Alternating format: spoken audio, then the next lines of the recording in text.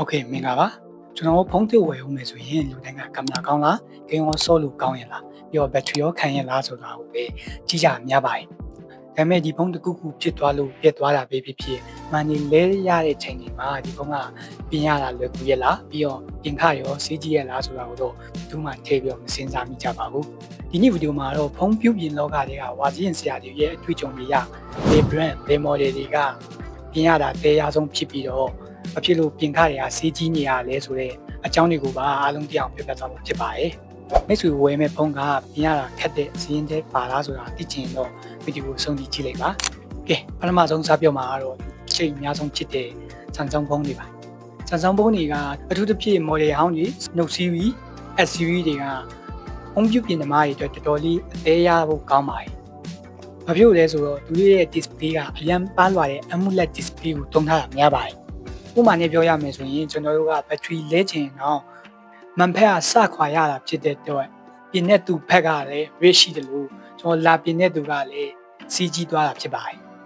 ဒီ AMOLED screen တွေက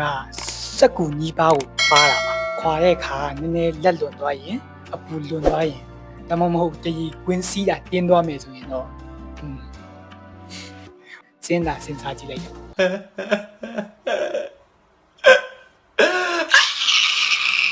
ဖုန်းပြုပြင်တော့ကလည်းစဝင်ကစားစရာတော်တော်များများကလည်းဒီ Samsung ဖုန်းတွေနဲ့ပတ်သက်ပြီးတော့ဝမ်ခွာရင်းနဲ့ရောလိုက်ရတဲ့အတွေ့အကြုံတွေလည်းအများကြီးရှိပါတယ်အားလုံးကိုတော့ဆိုလိုတာမဟုတ်ဘူးတော်တော်များများကြီးရှိတယ်လို့ပြောတာပါ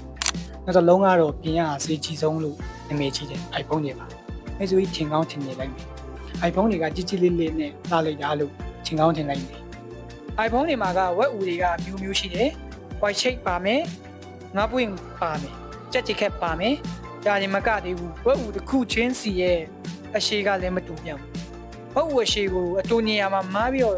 တက်မိမယ်ဆိုရင်လည်းမားတော့ပုတ်ကိုထိုးမိပြီးတော့ဖုန်းတစ်လုံးလုံးတက်သွားနိုင်ပါတယ်နောက်ပြီး Apple က software နဲ့ပါပိတ်ထားတာ screen လဲရင်ချူလုံးပျောက်တယ်ဒါတွေကိုပြန်ရဖို့ program set တွေနဲ့ data တွေကူးယူရသေးတယ်ဒါကြောင့် iPhone တွေပြင်ရတာကကျွမ်းကျင်မှုတွေမကဘဲနဲ့အထူးပြုပြင်တဲ့ပစ္စည်းတွေပါအများကြီးရင်းနှီးရလို့ပြင်ခတွေလည်းစီးကြီးတာပါ weight ကလည်းအရမ်းများရပေါ့ဗျာကဲ Android bag ကိုလဲရအောင်စင်းနှုန်းတက်တာပြီးတော့ performance ကောင်းပြီးယူကျိတ်များတဲ့ Tecno နဲ့ Infinix တွေသူတို့ရဲ့အားနည်းချက်ကတော့ battery အောက်က core တွေပါဒီ brand တွေရဲ့ battery core တွေက Samsung တို့လိုပတ်တက်မပါဘူးတကယ်ကိုငကပတ် core တွေနဲ့ကတ်ထားတာ core တွေကအရန်နိုင်လွန်းတော့ battery core တဲ့အခါအသေးရဆရာကြီးဖြစ်နေပါတယ်တန်ချောင်းနဲ့ကော်မီလို့ဘက်ထရီအခွန်ပါသွားရင်ဒါမှမဟုတ်ဘက်ထရီကိုအားနဲ့ဖိမိရင်မီးခိုးတွေထွက်လာတာဒါမှမဟုတ်ဖက်ကွဲတာမျိုးတွေဖြစ်တတ်ပါတယ်ဒီကော်ပင်းတွေကိုဖြုတ်ဖို့930လိုအရေးတွေအများကြီးသုံးရတယ်ဒီအရေးတွေကလည်းမန်တဲ့စိတ်ဝင်သွားရင်မန်မာရိတ်တွေထင်ကြံခဲ့ပြန်ရောဒါကြောင့် Tecno Infinix ဘက်ထရီလဲမယ်ဆိုရင်စက်ပြင်သမားတွေကတကယ့်ကိုတတိကြီးထားပြီးတော့ဘုံရှင်းတယ်လို့လုပ်နေရတာပဲဖြစ်ပါတယ်ဒါဆိုရင်ပြင်ရတာလွယ်ကူဆုံး brand ရှိရလားဆိုတော့မေးစရာရှိပါတယ်ဟုတ်ကဲ့ရှိပါတယ်အဲ့ဒါကတော့ Redmi ပါကျော်ဆက်ပြင်သမားတော်တော်များများက Redmi ဆိုရင်တော့စိတ်အေးလက်အေးနဲ့กินကြရဲသူတို့ကတော့များသောအားဖြင့်နှစ်ဖုံးကနေဖွင့်ရတာများတယ်ဘက်ထရီလဲရခွာရတာလွယ်ကူအောင်ပတ်တန်တွေပါတယ်အတွင်းပိုင်းလေယာတွေကလည်းရှင်းလင်းတယ်ပြီးတော့ပစ္စည်းတွေလည်းပေါ်တယ်ဈေးလည်းပေါ်တယ်ဒါကြောင့် Redmi ကတော့ပြင်ရတဲ့သူတွေအတွက်ရောပိုင်ရှင်တွေအတွက်ရောစရိတ်ကတော့အသက်တာဆုံး brand လို့ပြောလို့ရပါတယ်။ဒါပေမဲ့တစ်ခုတော့ရှိတာပေါ့။နောက်ဖုံးမှာဖွင့်ရင်တော့လက်ပွေကျိုးမပြတ်အောင်တော့တတိထားရမှာပေါ့။ဒီတစ်ခုတော့ရှိပါတယ်။ဒါကြောင့်ဖုံးဝယ်တော့မယ်ဆိုရင်ပြင်ရလွယ်ကူမှုနဲ့